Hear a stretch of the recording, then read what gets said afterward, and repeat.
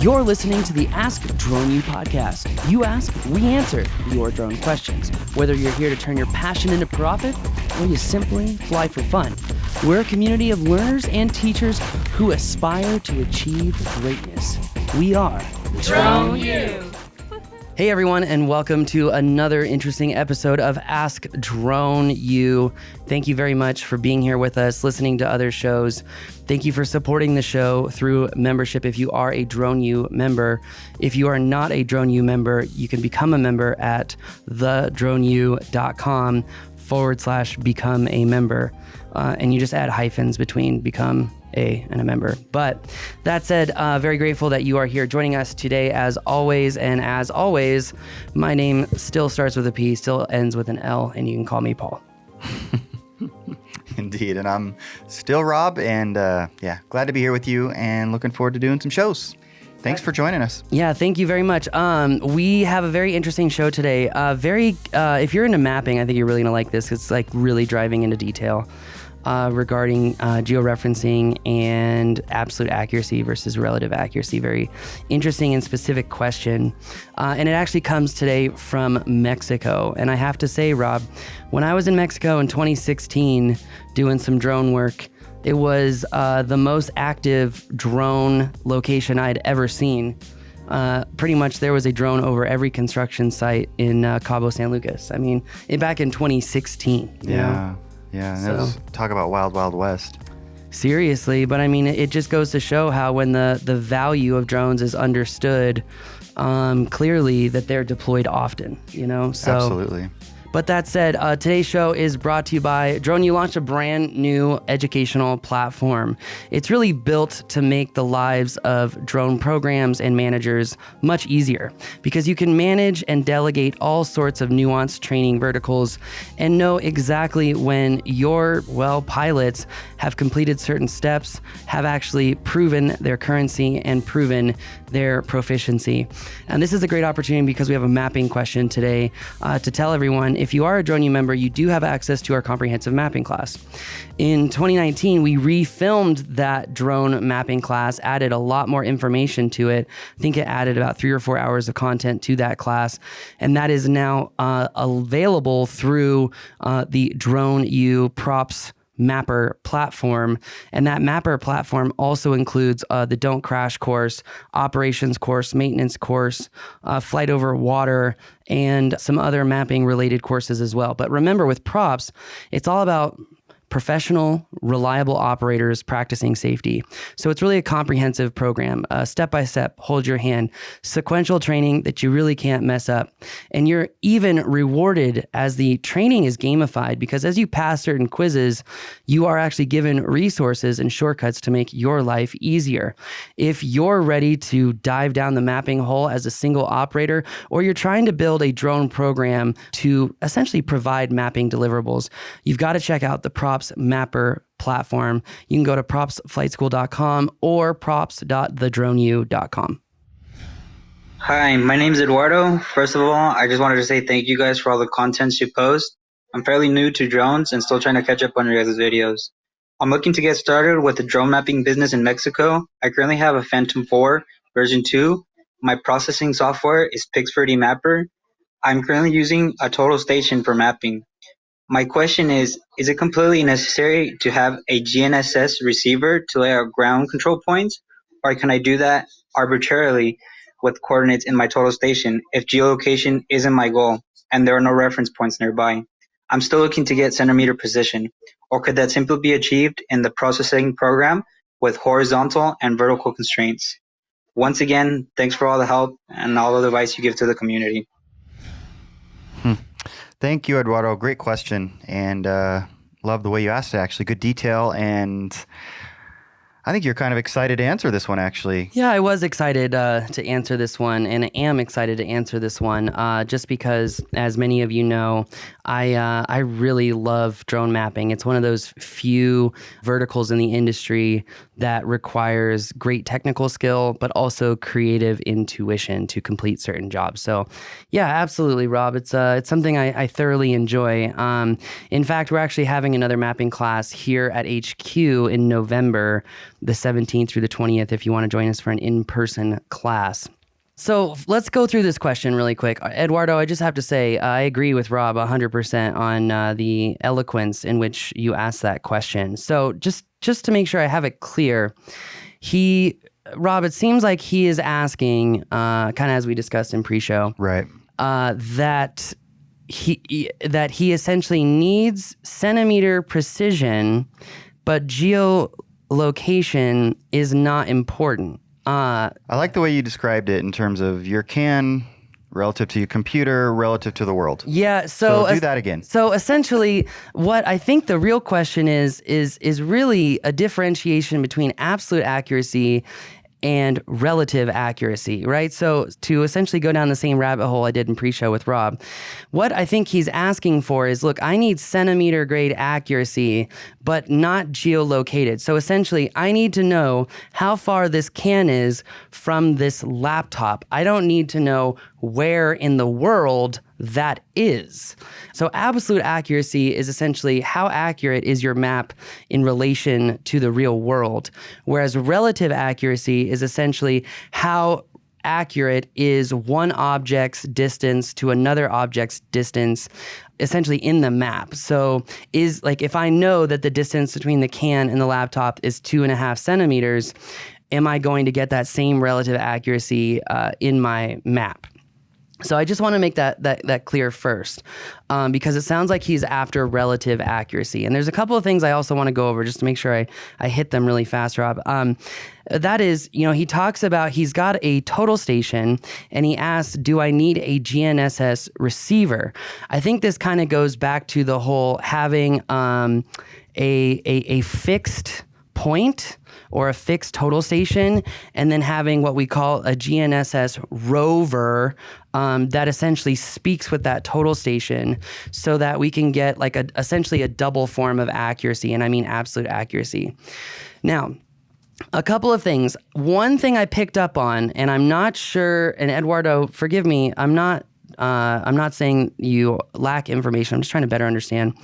But it sounds like, based off of his question regarding the GNSS rover and the total station, that there may be some confusion about ground control points as a whole, which brings me back to ground control points in photogrammetry, in drone mapping, are two parts. One part GPS, so knowing the actual point in the world. And then the second part is the target, the ability to see that target and that point 100 feet in the air so that you can adequately mark that point and actually geolocate the map as a whole. Now, that said, you can utilize a total station to mark GCPs and gather georeferencing. It is a more cumbersome and complex process.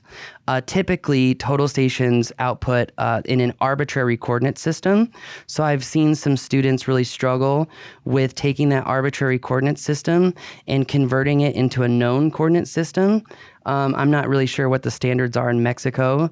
So let's just say that he uses WGS84, which is the World Geodetic System, the one that essentially your drone takes photos in. It's that coordinate system. And so I don't know if he's asking, can I use just the total station? Do I have to have a GNSS receiver / rover with my total station? Or, can I just use nothing, right? If he's after relative accuracy and he's not after actually georeferencing the map as a whole, then the answer is you don't need any of that stuff. Because if you're not georeferencing the map, then why would you need GCPs? Okay. Now, that said, can he georeference a map with just a total station? The answer is semi-yes. You would still need some sort of target on the ground. Again, that target is really supposed to be 40 times GSD, ground sampling distance. So if he's going for a centimeter, we want it to be at least 40 centimeters with length.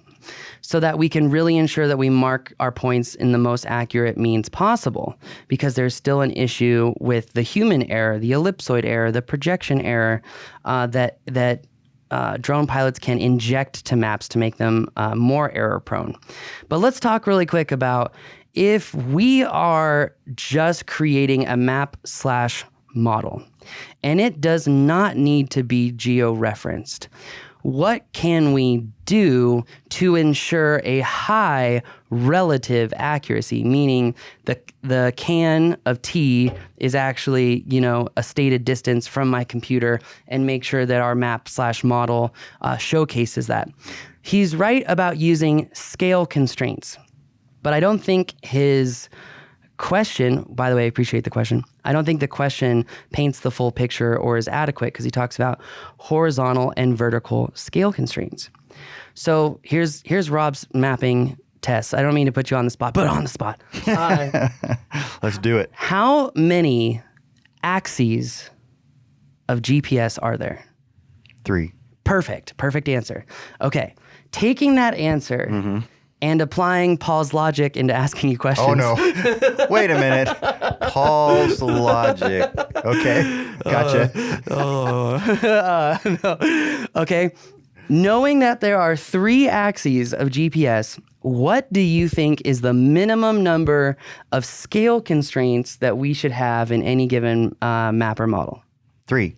Perfect answer. Yes, that's correct. Now, normally, in order to ensure relative accuracy across the entire map, you would need multiple scale constraints, because we have found, thanks to Mr. On Good Singh, who no longer teaches photogrammetry, but we have found Unfortunately. through data, agreed on that point, we have found through data that if you have scale constraints or GCPs more than 500 lateral feet from each other, you do get a reduced relative accuracy. Okay.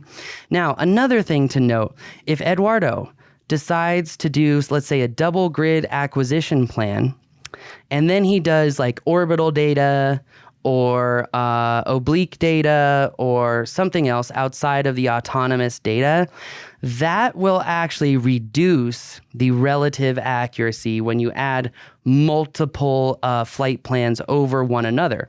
Now, you can eliminate that problem with manual tie points, but it's not always fully eliminated.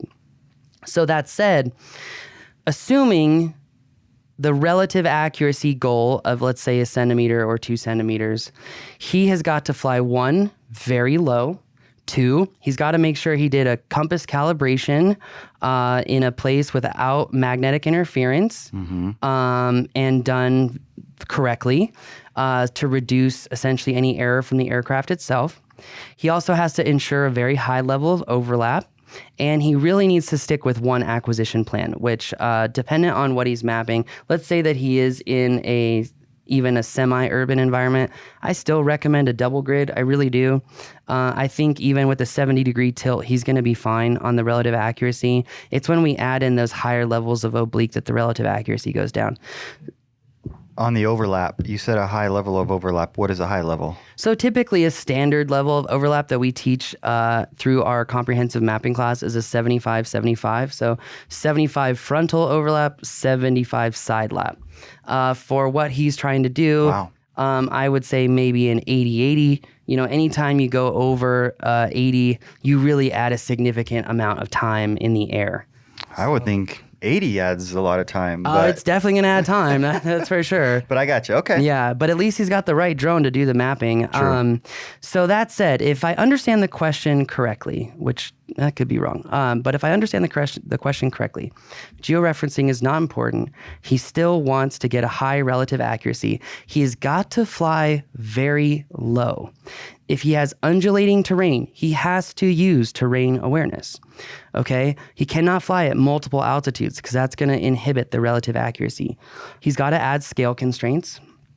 What I tell people with ground control points, and to make this illustration better, is that you really want to add ground control points like tables of a leg, or excuse me, tables of a leg, like legs of a table. I'm obviously haven't woken up yet.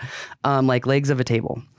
And in order to get the best georeferencing or even the best relative accuracy when it comes to, let's say, using scale constraints instead of GCPs, you still want to essentially distribute those scale constraints across the mapping area like legs of a table, okay? So in his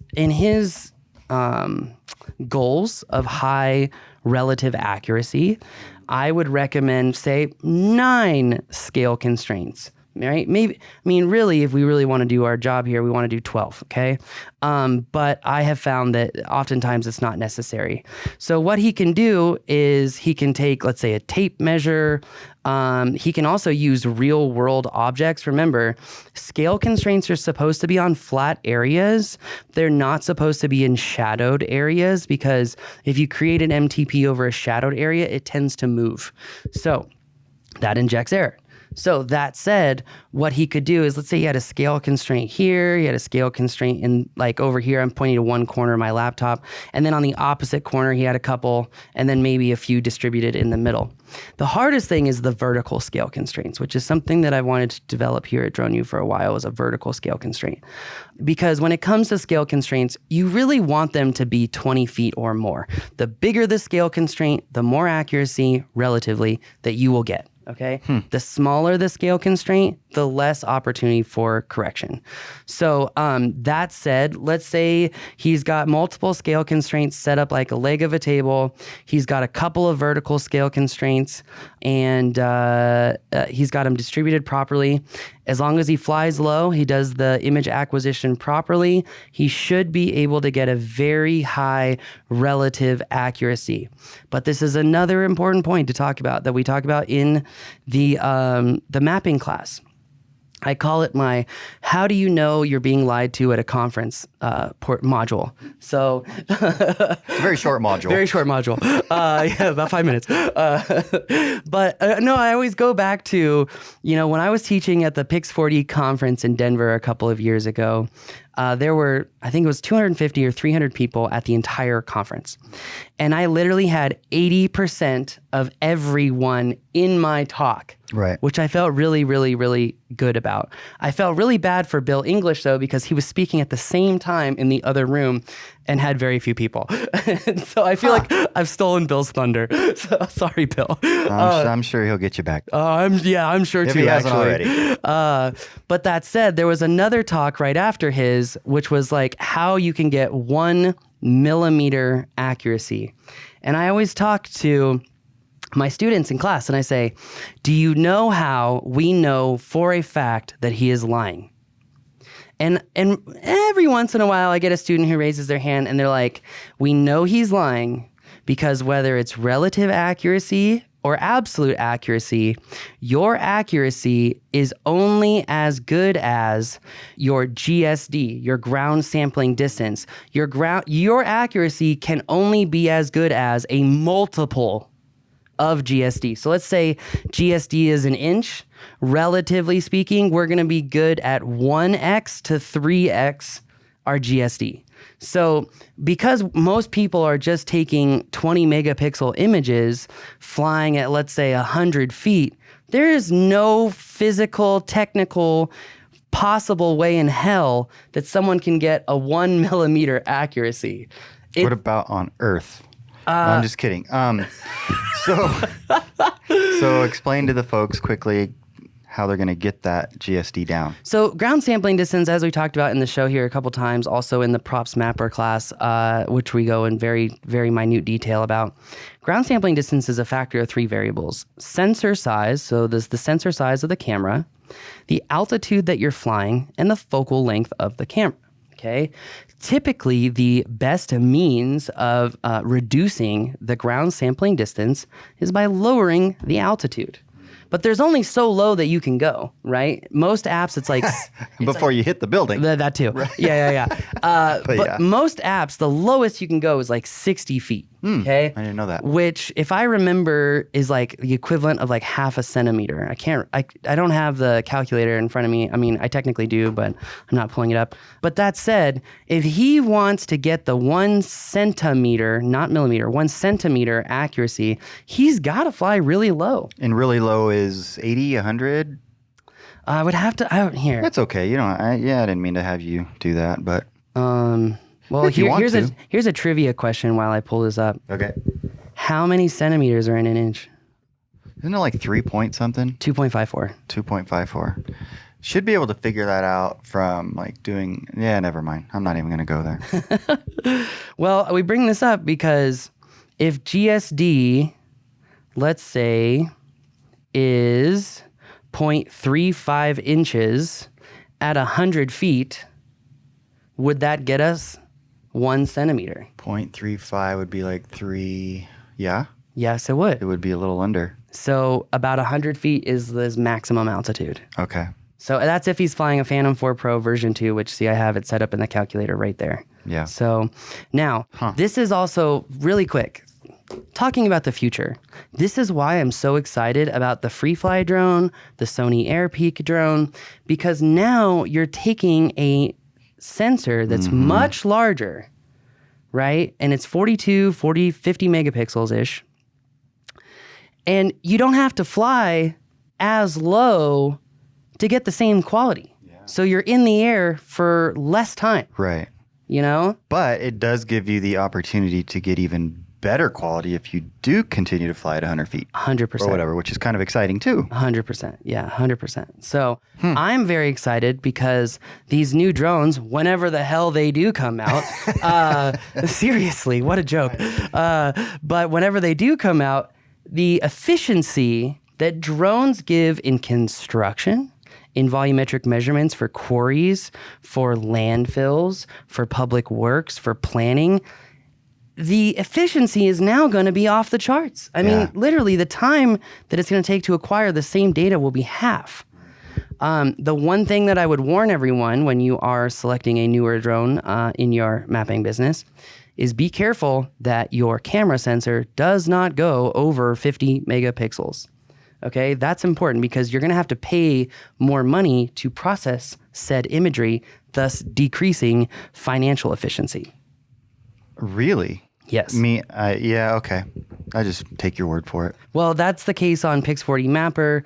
I know it's the case in other softwares as well. I don't know off the top of my head all of them, but for vast majority, and he's using Pix40 Mapper, he will pay more money for a 50 megapixel shot. Now, it's also important to note, like the A7R4 or whatever, I believe is rated at 60 megapixels, but I think that's RAW.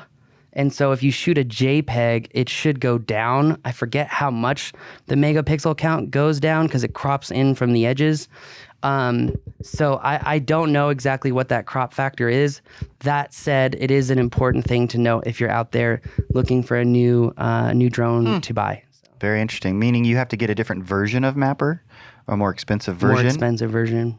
No kidding. Interesting. Yep. I didn't know that. Wow. Yep. I feel we've learned a lot today.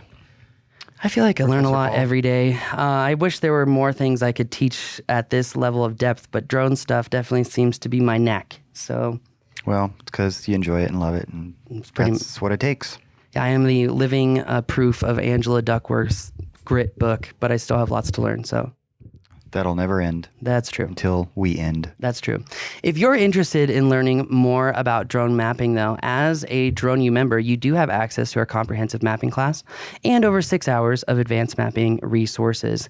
If you thrive in a more structured environment where you need content delivered at a specific pace, at a specific sequence, in chronological order, if that helps you, check out the Props Mapper program. I promise, I think that you will be stunned. It's also a quick reminder, the Props Mapper mapping class has been updated, and so it includes more information. So hope that you all enjoy that. I do say thank you for the question, Eduardo. Really do appreciate the level of detail. Love detailed questions. If you have a question, go to askdroneu.com. Throw in some of those business questions. Throw in some of those creative questions. There's a lot of news probably hitting the market this week that's going to affect all of us. So it's going to be very interesting happening. I know we also have a question regarding remote ID that came in regarding, what drones to fly over people, etc.